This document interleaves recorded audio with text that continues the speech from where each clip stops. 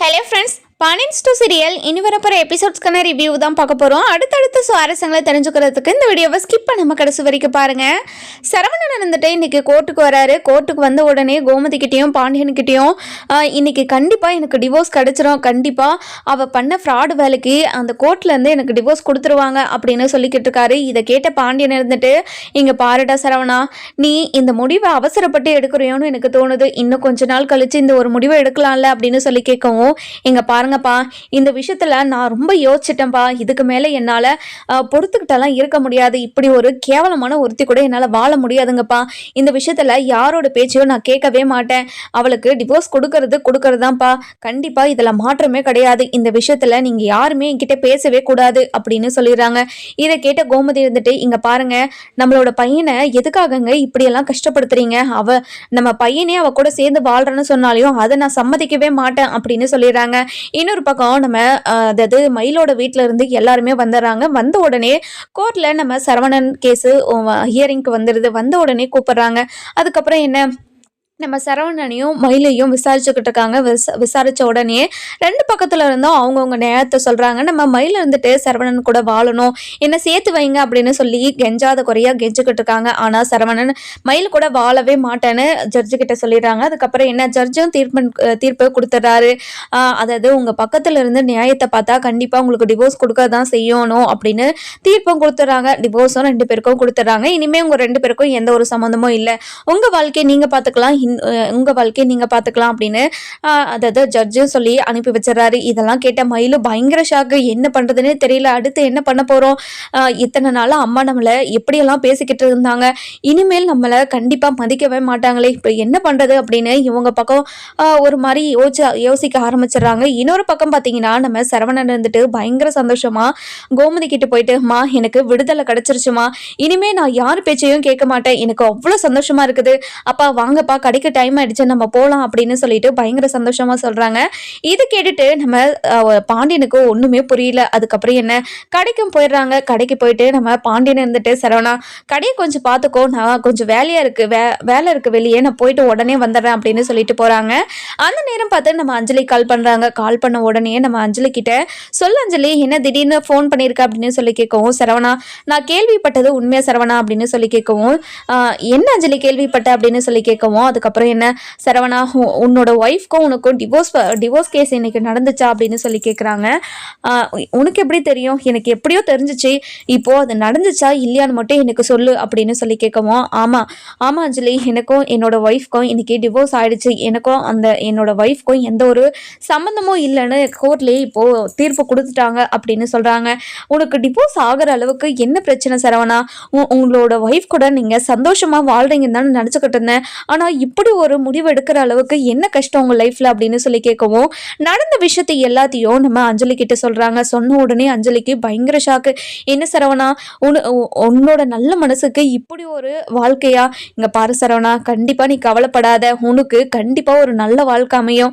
சரவணா, நான் இதை கேட்குறேன்னு நீ தப்பாலாம் நினச்சிக்காத, எனக்கு உன்னை கல்யாணம் பண்ணிக்கணும்னு ஆசையாக இருக்குது, உன்னோட முடிவு என்னன்னு சொல்கிறியா அப்படின்னு சொல்லி கேட்கவும், இது கேட்டுட்டு நம்ம சரவணனுக்கு என்ன பேசுறதுனே தெரியல. என்ன அஞ்சலி, திடீர்னு இப்படி ஒரு கேள்வியை என்கிட்ட கேட்குற, உனக்கு என்ன ஆச்சு அப்படின்னு சொல்லி கேட்கவும், இல்லை சரவணா, இப்போ உன்னோட வாழ்க்கையிலையும் யாரும் இல்லை, என்னோட வாழ்க்கையிலையும் யாரும் இல்லை, நம்ம ரெண்டு பேரும் ஒன்று சேர்ந்து சந்தோஷமாக வாழலாமே, இதில் உனக்கு சம்மதம்னா சொல்லி, இல்லைனா கண்டிப்பாக உன்னை டிஸ்டர்ப் பண்ண மாட்டேன் அப்படின்னு சொல்லிடுறாங்க. அதுக்கப்புறம் சரவணன் இருந்துட்டு ரொம்பவே யோசிக்கிறாரு. அஞ்சலி, நான் இன்னும் கொஞ்ச நேரம் கழிச்சு ஃபோன் பண்ணுவேன் அப்படின்னு சொல்லிட்டு ஃபோனை வச்சிடறாங்க. இந்த பக்கம் அஞ்சலி தப்பாக கேட்டுட்டோமோ, ஐயோ இந்த கேள்வி அவர்கிட்ட கேட்டிருக்க கூடாதோ அப்படின்னு சொல்லிட்டு ரொம்பவே யோசிச்சுக்கிட்டே இருக்கவும், சரவணன் இந்த பக்கம் ரொம்ப யோசிக்கிறாரு. தன்னோட காதலியை கல்யாணம் பண்ணியிருந்தா இப்படி ஒரு நிலைமை நம்மளுக்கு வந்திருக்காது இல்லை, இப்போ நமக்கு அது அந்த ஒரு சான்ஸ் கிடைச்சிருக்கு, அந்த சான்ஸை ஏன் நம்ம மிஸ் பண்ணணும்? ஒரு நல்ல வாழ்க்கை கிடைக்கும் போது அந்த வாழ்க்கையை ஏற்றுக்கிறது தானே நமக்கு சந்தோஷத்தை கொடுக்கும் அப்படின்னு சொல்லி நிறைய யோசிச்சுக்கிட்டே இருக்காரு. அந்த நேரம் பார்த்து நம்ம பாண்டியனும் வராங்க. வந்த உடனே, என்ன சரவணா என்னாச்சு, என்ன ஒரு மாதிரியே உட்காந்துக்கிட்டு இருக்க, ஏதாச்சும் உடம்பு முடியலையா, வீட்டுக்கு போனி அப்படின்னு சொல்லவும், இல்லைப்பா நான் நல்லா தான் இருக்கேன், ஒன்றும் இல்லை சும்மா தான் யோசிச்சுக்கிட்டு இருந்தேன்ப்பா அப்படின்னு சொல்லவும், சரவணா நான் உன்கிட்ட கேட்குறேன்னு தப்பாக நினச்சிக்காத சரவணா. இப்போ நீ டிவோர்ஸ் பண்ணிட்ட, உன்னோட வாழ்க்கையில் அடுத்து நீ என்ன பண்ண போற? எனக்கு உன்னோட வாழ்க்கையை நினைச்சா ரொம்ப கஷ்டமா இருக்குது சரவணா அப்படின்னு சொல்லவும், நம்ம சரவணனுக்கு அப்பதான் யோசனையே வருது. நம்ம வாழ்க்கையை பற்றி அப்பா அம்மா வீட்டில் இருக்கிறவங்க எல்லாருமே ரொம்ப வருத்தப்பட்டுக்கிட்டு இருக்காங்க. இப்போ நம்ம கல்யாணம் ஆகாமல் இருந்தால் கண்டிப்பாக அவங்க எல்லாருமே ரொம்ப கஷ்டப்படுவாங்கல்ல அப்படின்னு சொல்லிட்டு இன்னொரு பக்கம் யோசிக்க ஆரம்பிச்சிடுறாங்க.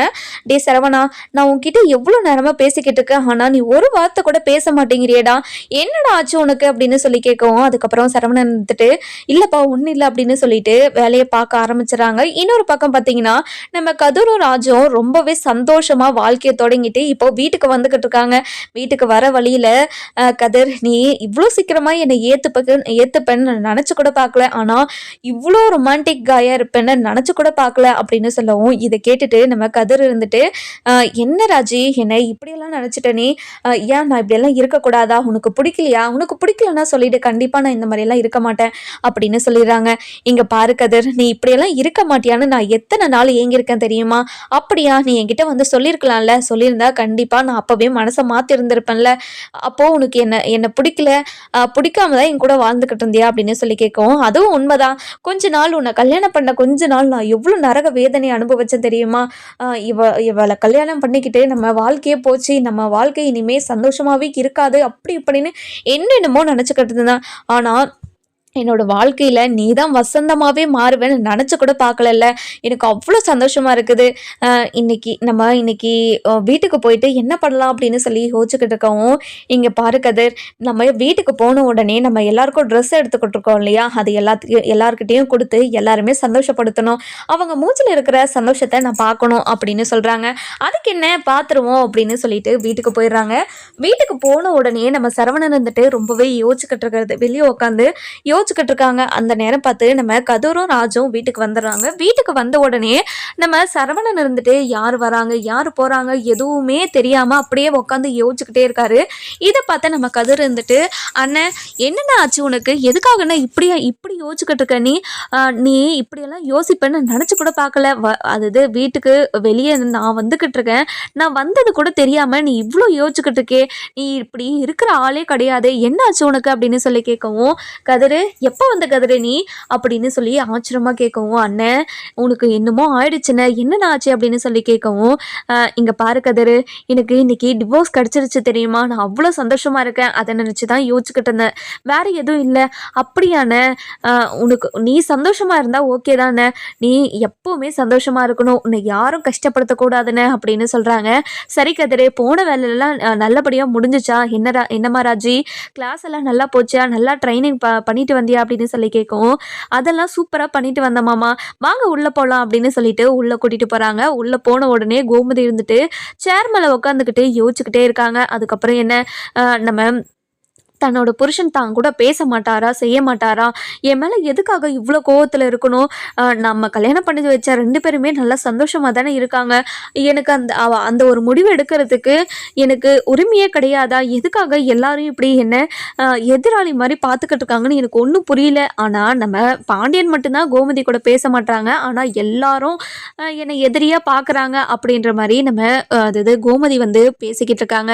இன்னொரு பக்கம் பார்த்தீங்கன்னா நம்ம கதிர் இருந்துட்டு கோமதி கிட்ட போயிட்டு, மா என்னம்மா ஆச்சு, எல்லாரும் ஒரு பக்கம் உட்காந்து யோசிச்சுக்கிட்டே இருக்கீங்க, என்னம்மா ஆச்சு அப்படின்னு சொல்லி கேட்கவும், கதிரு எப்படா வந்த கதிரு அப்படின்னு சொல்லி கேட்குறாங்க. அதெல்லாம் இருக்கட்டும், நீ என்ன யோசிச்சுக்கிட்டு இருக்க சொல்லு அப்படின்னு சொல்லி கேட்கவும், இல்லடா கதிரு, உங்கள் அப்பா என்கிட்ட இன்னும் பேசவே இல்லையா, அதை பற்றி தான் உட்காந்து யோசிச்சுக்கிட்டு இருக்கேன்டா, வீட்டில் எத்தனை பேர் இருந்தாலையும் எனக்கு அவர் பேசாமல் இருக்கிறதே ஏதோ ஒரு மாதிரி கஷ்டமாக இருக்குடா, அதை பற்றி தான் யோசிச்சுக்கிட்டு இருந்தேன். சரி விடு, போன வேலைலாம் எப்படி நல்லா இருந்துச்சா, ட்ரைனிங் எல்லாம் நல்லா முடிச்சுட்டு வந்தீங்களா, வெளியே நல்லா சுற்றி பார்த்துட்டு வந்தீங்களா அப்படின்னு சொல்லி கேட்கவும், அத்தை அதெல்லாம் ரொம்ப ஜாலியாக தான் இருந்துட்டு வந்தோம், நீங்கள் இந்த மாதிரி இருக்கிறதே எனக்கு ஒரு மாதிரி கஷ்டமாக இருக்குது அத்தை, நீங்கள் இப்படி இருக்காதீங்க, நீங்கள் ரொம்ப ஜாலியாக இருந்தால் தான் நல்லாயிருக்கும் சரிங்களா அப்படின்னு சொல்லிட்டு நம்ம கோமதி கிட்ட நம்ம ராஜி சொல்லவும், சரிடி நீ சொல்லிட்டல, கண்டிப்பாக ஜாலியாக இருந்துக்கலாம் அப்படின்னு சொல்லிக்கிட்டு இருக்காங்க. அதுக்கப்புறம் என்ன, நம்ம அதாவது கோமதி இருந்துட்டு, "இங்க பாருடா கதிரு, ஒரு ஒரு சந்தர்ப்பத்தில் நம்ம ஒரு முடிவு எடுக்கும்போது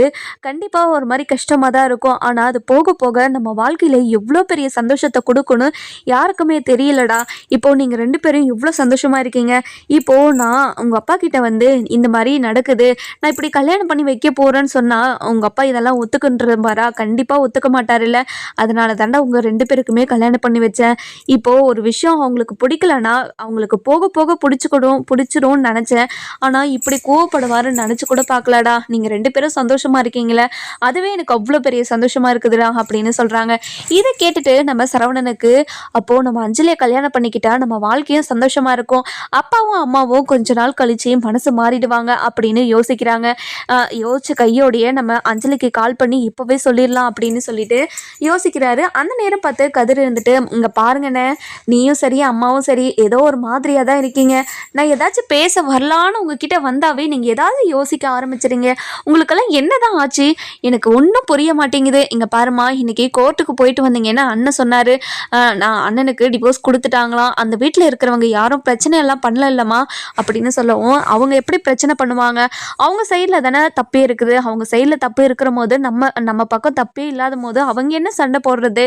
கண்டிப்பாக அதையெல்லாம் எதுவும் பண்ண மாட்டாங்க அப்படின்னு சொல்லிடுறாங்க. இன்னொரு பக்கம் பார்த்தீங்கன்னா நம்ம சரவணன் வந்துட்டு எப்போ அஞ்சலிக்கு கால் பண்ணலாம் அப்படின்னு ஒரு மாதிரி புது லவ்வை ஸ்டார்ட் பண்ண ஆரம்பிக்கிறாரு நம்ம சரவணன். இன்னொரு பக்கம் பார்த்தீங்கன்னா நம்ம கதிர் இருந்துட்டு வாங்கிட்டு வந்த ட்ரெஸ் அரசிக்கு நம்ம கோமதிக்குன்னு எல்லாருக்குமே கொடுத்து பயங்கர சந்தோஷமாக பேசிக்கிட்டு இருக்கோம். அதுக்கப்புறம் நம்ம சரவணன் இருந்துட்டு, சரி கதிர் நீ பேசிக்கிட்டு நான் வரேன், முக்கியமான வேலை இருக்குது அப்படின்னு சொல்லி ரூமுக்கு போயிடுறாங்க.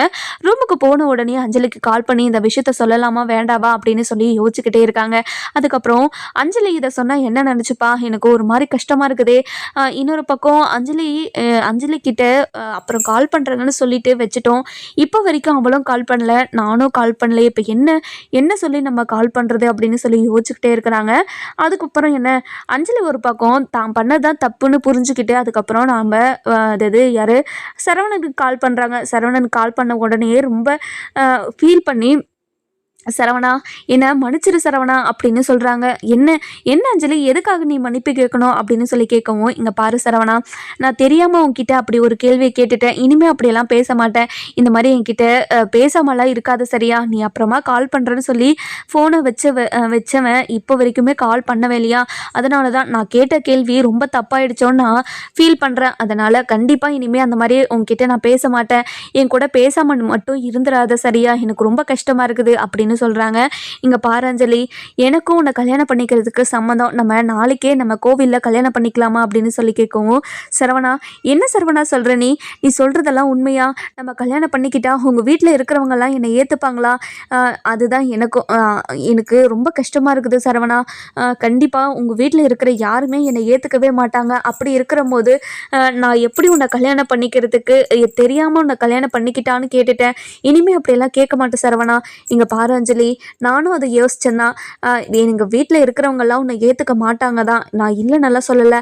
ஆனால் கொஞ்ச நாள் கழிச்சு நீ நடந்துக்கிற விதத்தில் இருக்குது, நீ நல்லபடியாக நடந்துப்ப, எனக்கு நம்பிக்கை இருக்குது. உன்னை பற்றி எனக்கு தெரியும்ல, உன்னை பற்றி முழுசாக தெரிஞ்சேன்னா, என்னை பற்றி முழுசாக தெரிஞ்ச நீயும் ஒன்று சேர்ந்தா ரொம்ப சந்தோஷமாக இருக்கும்ல.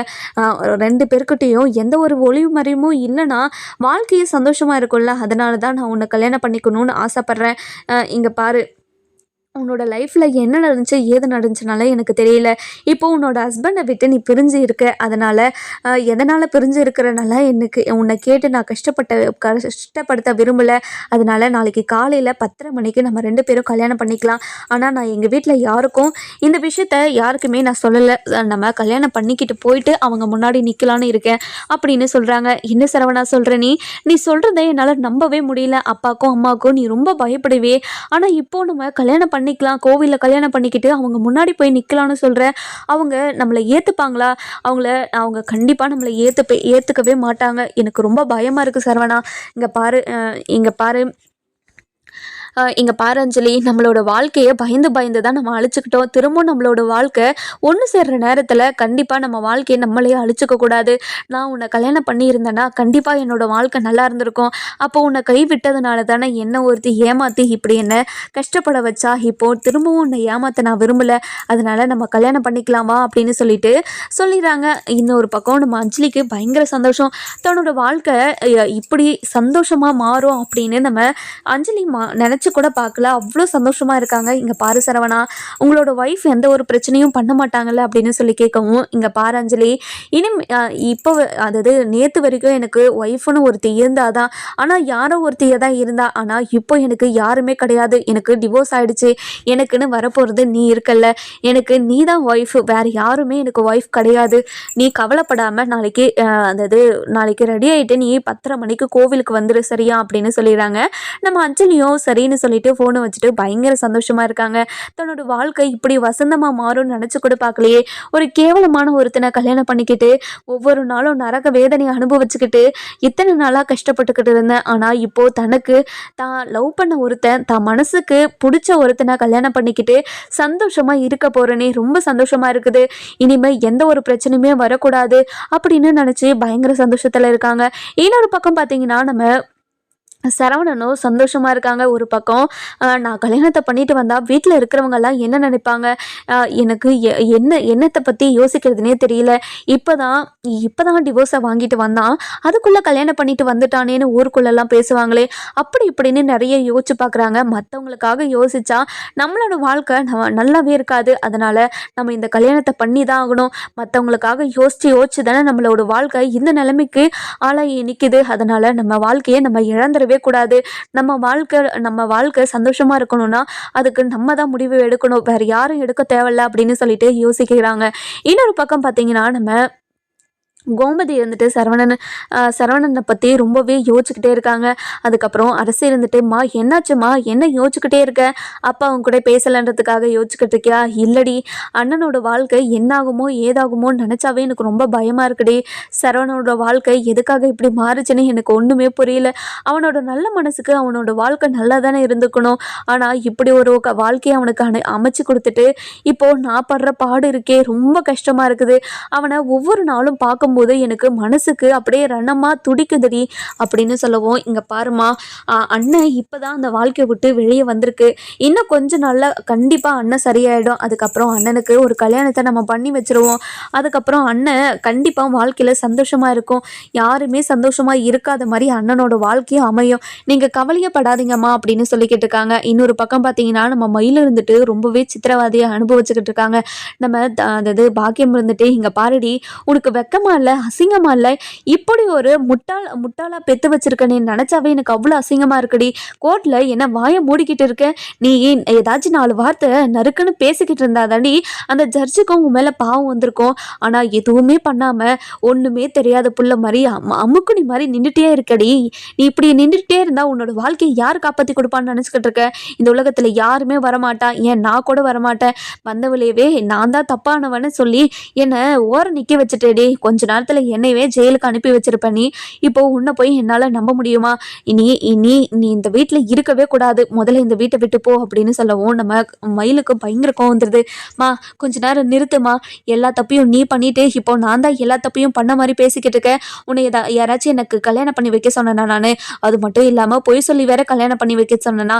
நான் எத்தனை முறை உங்ககிட்ட சொல்லியிருப்பேன், அம்மா வேண்டாம்மா, பொய் சொல்லியெல்லாம் கல்யாணம் பண்ணக்கூடாதம்மா, வேண்டாம்னு எத்தனை தடவை நான் உங்ககிட்ட சொல்லியிருப்பேன். ஆனால் அது எதுவுமே கேட்காம நீங்கள் இப்படி ஒரு கல்யாணத்தை எனக்கு பண்ணி வச்சுட்டு இப்படி கேவலமாக பேசிக்கிட்டு இருக்கீங்களே, உங்களுக்கே கேவலமா இல்லையாம்மா? உங்களுக்கே அசிங்கமா இல்லையா? ஏமா எல்லா தப்பையும் ஏமால தான் இருக்குன்னு சொல்லிக்கிட்டு இருக்கீங்க? ஆனால் இப்படி ஒரு அம்மா அப்பாவை நான் எங்கேயுமே பார்த்ததே கிடையாதுமா. பெத்த மகளுக்கு சோறு போடுறதுக்கு கஷ்டப்பட்டுட்டு என்னை எவ்வளோலாம் அசிங்கப்படுத்துறீங்க, அவமானப்படுத்துறீங்க.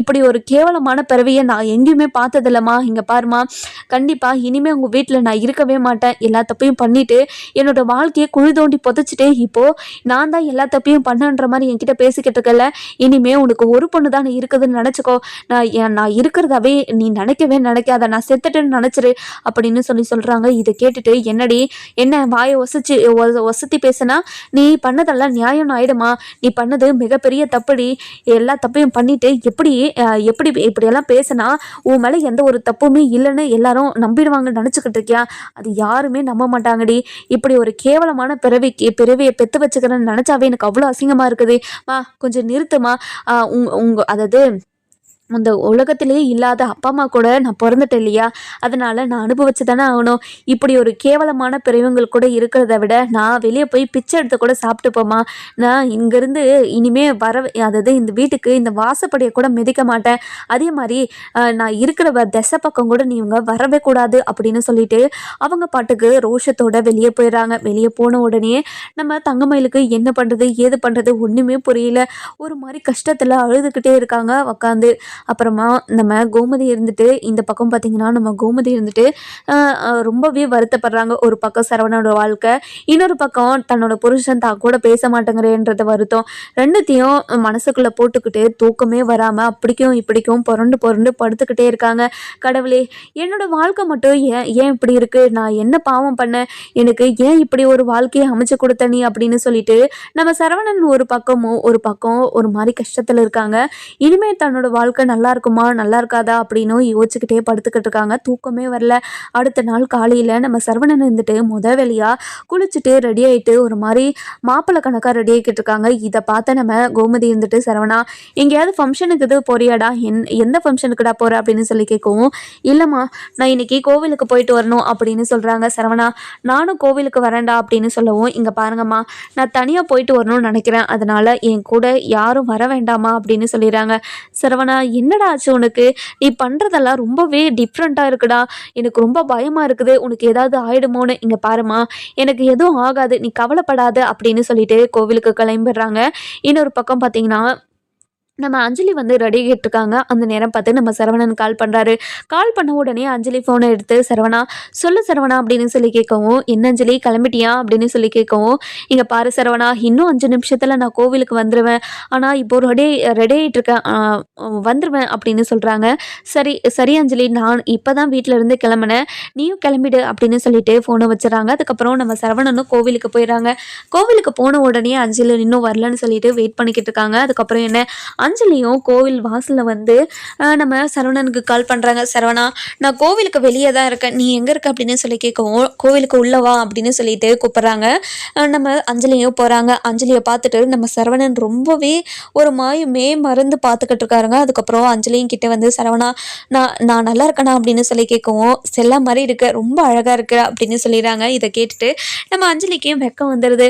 இங்கே பாரு சரவணா, நீ இப்படியெல்லாம் என்கிட்ட பேசி ரொம்ப நாள் ஆகுதுல்ல, எனக்கு ரொம்ப சந்தோஷமாக இருக்குது, கிடைக்கவே கிடைக்காதுன்ற ஒரு விஷயம் இப்போ எனக்கு கிடைக்க போதுன்னு நினச்சாவே எனக்கு அவ்வளோ சந்தோஷமாக இருக்குது.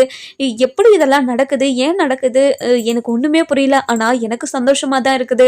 ஆனால் கல்யாணம் பண்ணிக்கிட்டு போனோம் உங்கள் அப்பா அம்மாவை நினச்சாதான் எனக்கு ரொம்ப பயமாக இருக்குது. இங்கே பாரு அஞ்சலி, நீ கவலைப்படாத, உன் கூட நான் இருக்கேன் அப்படின்னு சொல்லிட்டு போய் ஐயர்கிட்ட நின்று அதாவது தாலி வாங்கி ஃபஸ்ட்டு தாலியை வந்து அஞ்சலி கழுத்தில் கட்டிடுறாங்க. கட்டின உடனேயே அந்த நேரம் பார்த்து நம்ம மீனா இருந்துட்டு கோவிலுக்குள்ளே வராங்க.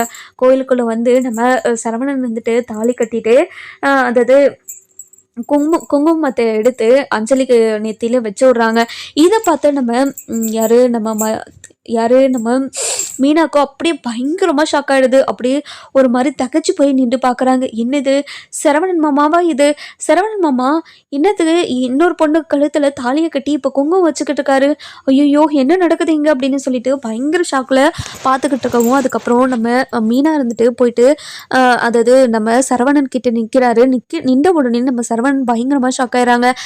மீனா நீ எப்பமா வந்தீங்க அப்படின்னு சொல்லி கேட்கவும், என்ன மாமா இது, என்ன ஆச்சு உங்களுக்கு, யார் இது அப்படின்னு சொல்லி கேட்கவும், இல்லை மீனா இவங்க தான் நான் லவ் பண்ணிக்கிட்டு இருந்த பொண்ணு, இதுக்கு முன்னாடி நான் லவ் பண்ணிக்கிட்டு இருந்தேன்னு உங்களுக்கு தெரியும்ல, அந்த பொண்ணு தான் இது, இந்த பொண்ணை தான் அப்பா வேண்டான்னு சொல்லிட்டாங்க, இந்த பொண்ணுக்கு கல்யாணம் ஆயிடுச்சு தான், ஆனால் கல்யாணம் ஆகி அவங்க ஹஸ்பண்ட் கூட இல்லை, இப்போது அவங்க பிரிஞ்சுட்டாங்க, இப்போது நானும் என்னோட அந்த ஃப்ராடை விட்டு நான் பிரிஞ்சுட்டேன் இல்லையா, இப்போ நாங்கள் 2 பேரும் ஒன்று சேர்ந்தா கண்டிப்பாக என்னோட வாழ்க்கை நல்லா இருக்கும்னு எனக்கு தோணுச்சு. சரி மாமா, நீங்கள் எடுத்த முடிவு தப்பு கிடையாது, நான் தப்புன்னுலாம் சொல்லலை, ஆனால் இது வீட்டில் இருக்கிறவங்களுக்கு தெரியுமா அப்படின்னு சொல்லி கேட்கவும், இங்கே பாருப்பா மீனா, நான் இவ்வளோ நாளாக என்னோட அப்பாவு பேச்சையும் அம்மா பேச்சையும் மீறினதே கிடையாது. ஆனால் அப்படி இருந்தும் என்னோட வாழ்க்கை எப்படி இருந்துச்சுன்னு பார்த்தியா?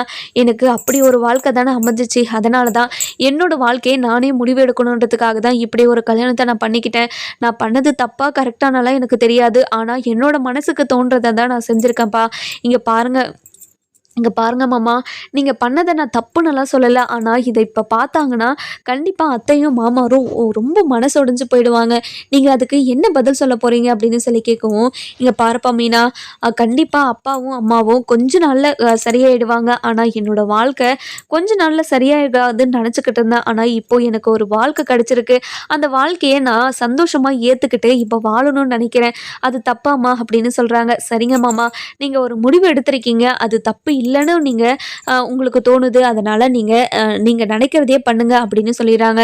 இன்னொரு பக்கம் பார்த்தீங்கன்னா இந்த விஷயம் நம்ம மயிலுக்கு தெரிய வருது. தெரிய வந்த உடனே பயங்கரமாக நெஞ்சு வெடிச்சிடுற மாதிரியே இருக்குது அவங்களுக்கு. இன்னொரு பக்கம் நம்ம அஞ்சலியை கூட்டிகிட்டு நம்ம சரவணன் இருந்துட்டு வீட்டுக்கு போகிறாங்க. வீட்டுக்கு போன உடனே வீட்டு வாசல்லையே நின்று, அம்மா அப்பா கொஞ்சம் வெளியே வந்து நிற்கிறீங்களா அப்படின்னு சொல்லி கூப்பிட்றாங்க. அதுக்கப்புறம் சரவணனும் கோமதியும் சரவணனை பார்க்கறதுக்காக நம்ம பாண்டியனும் கோமதியும் வெளியே வந்து நிற்கிறாங்க. நின்ற உடனே நம்ம சரவணன் இருக்கிற நிலைமையை பார்த்துட்டு பயங்கரமாக ஷாக் ஆயிடுறாங்க. அதுக்கப்புறம் என்ன, நம்ம பாண்டியனும் கோமதியும் சரவணனோட விஷயத்தில் என்ன முடிவு எடுப்பாங்கன்னு சொல்லிட்டு நம்ம வர எபிசோடில் பார்க்கலாம். இந்த வீடியோ உங்களுக்கு பிடிச்சிருந்தா லைக் பண்ணுங்க.